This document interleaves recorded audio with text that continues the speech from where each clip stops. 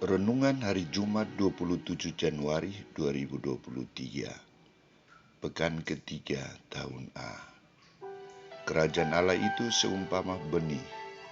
Benih itu tumbuh, namun orang tidak tahu proses tumbuhnya.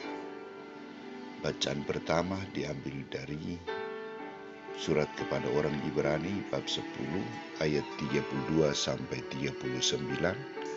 Bacaan Injil dari Injil Markus bab 4 ayat 26 sampai 34. Saudara-saudariku terkasih,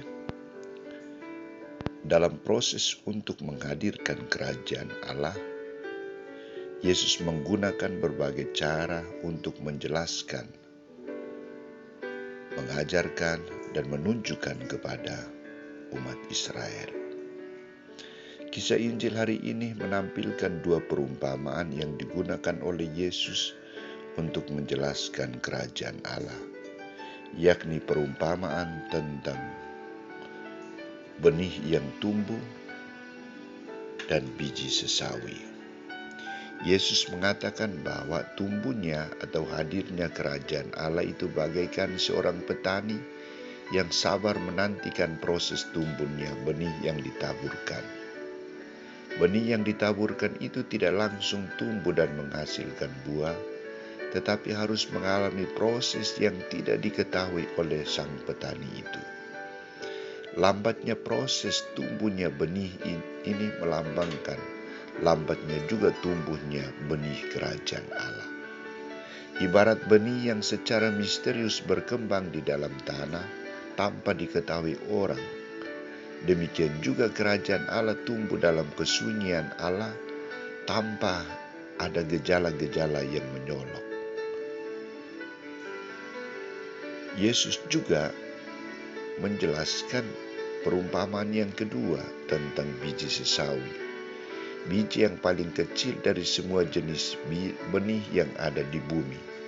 Tetapi apabila ia tumbuh, ia akan menjadi lebih besar dan dari segala sayuran yang lain, mengeluarkan cabang-cabang yang besar, sehingga burung-burung dapat bersarang dalam naungannya. Dari dua perumpamaan ini, benih yang tumbuh dan biji sesawi, Yesus ingin menegaskan bahwa awal mula kerajaan Allah itu ditampilkan dengan sangat sederhana, tidak dianggap bahkan disepelekan oleh manusia. Namun betapa menakjubkan perkembangannya di kemudian hari. Ia menjadi tempat bernaung, tempat hidup, dan berkembangnya makhluk ciptaan yang lain. Inilah misteri kerajaan Allah yang tersembunyi, namun nyata bagi orang yang setia menantikannya dengan sabar dan taat.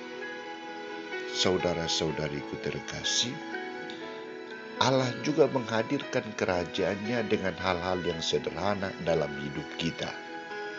Ia hadir dalam seluruh peristiwa hidup kita. Ia hadir menyapa dan berusaha untuk akrab dengan manusia. Ia mengalami nasib hidup manusia, peduli dan solider dengan manusia.